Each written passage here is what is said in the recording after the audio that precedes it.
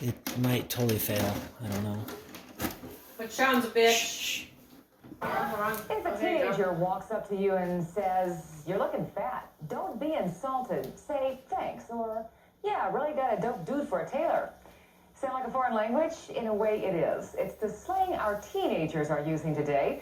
Here's a crash course in Slanguage 101, taught by photojournalist Brad Houston. You all understand that communication is... Let's talk about the importance of words. Some of the words I get crazy with. Lingo? Well, I'd say... How do kids talk these days? How do today's teenagers talk? Like stank. That's bad. Well... Fat, groovy, bad, dope. Speech how we talk is really confusing these days. Bad actually means good. People communicate by playing with different sounds. The idea today is like to be fat, you know? Fat equals... cool. I like it. I like it. I guess the outfit is fat. If you're gonna talk to a teenager, you have to pay real close attention to what they say.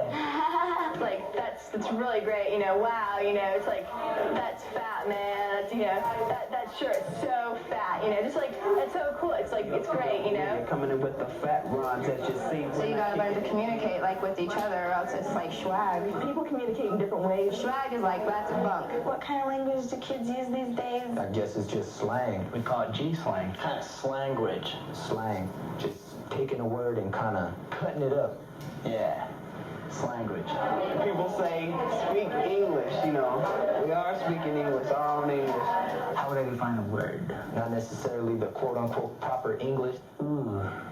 Like words that aren't in the dictionary. Like fat and dope and flipping, tripping. That's fresh. We don't like something, you know, that's bunk, that's swag. Words that your own group came up with. So yeah, like meme grubbing. No, that's not in the dictionary. You can't find that anywhere else. Oh. That's a hard one, man. The way you talk describes how you are. Sort of makes teens an individual. If something's really good and we really like it, we're like, that is on the real, you know? It's an ego thing, I guess you could say. No, you say that the fat hat. Well, a lot of the words have double meanings. Meaning the same expression, you know, fresh is also like, you know, that's great, that's sweet, you know, it's wow, you know, it's awesome. I think a lot of it's just the way you hold yourself. Slang's your own style. When you use that slang, everyone's on the same level. Everyone knows what you're talking about. How would I define a word? Word, if I was to walk in and, you know, say, "What's up, G?" You know, then I think he was a G. Everyone but if I came up and I said, "Sean, dude, let's go skate, man," I'd be like, "Thanks. What up? What up, G?" That'd be pretty What does that mean?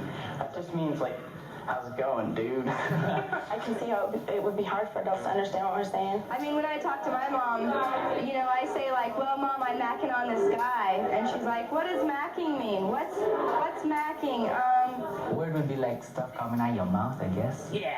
Words are everything. The words always change. They can hurt, they can help. There is a really good saying, words are better than guns. Maybe every generation does that, just creates their own language. They can kill, but they can heal too. So if you're gonna talk to a teenager, parents listen up. Without speech, you can't convey your feelings like in a dope way. You just The can't. more that you can understand them, the more it's gonna be easier to talk to your kids. Art changes, words changes, people change.